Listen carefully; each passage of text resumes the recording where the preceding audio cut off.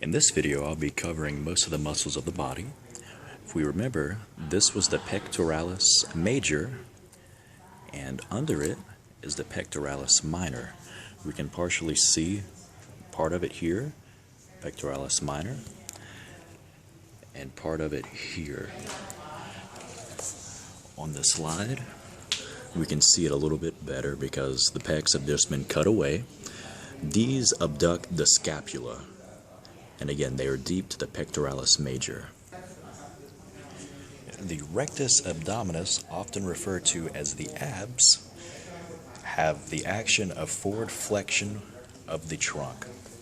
And again, this is the mid portion that came from up there. It just fell off and I didn't feel like putting it back on. The linea alba is the midline between the two rectus abdominal muscles. It is right here. And you can see it a little easier on this because, yeah, linea alba. The external obliques are here on the side of the body. If we look, we can see it here under the arm, external oblique, and it comes all the way back. There's an arm in my way, sorry y'all.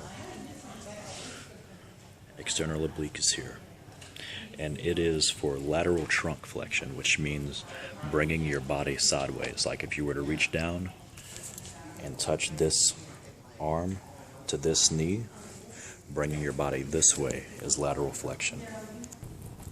The internal oblique is deep to this external oblique. Internally, we can see this muscle here.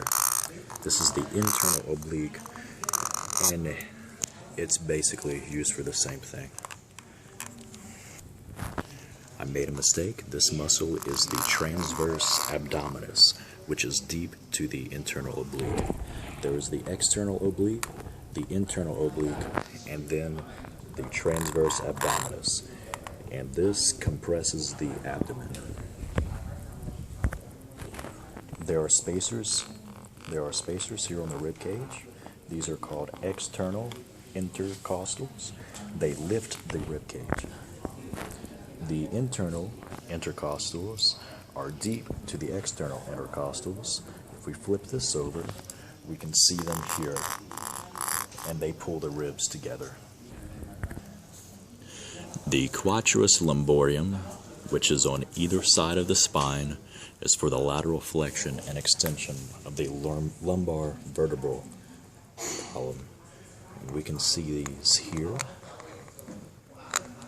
and again over here. These are the quadratus lumborum. The deltoid is the shoulder. It abducts the arm. It brings the arm out this way. And this particular deltoid is very troublesome because it keeps falling off while I try to mess with this model. The bicep brachii is here. It is for the flexion and supination of the forearm. And the supination means that you take your forearm here and rotate it inward. I'm sorry, it doesn't mean rotate it inward. It means rotate the hand, palms up, like this.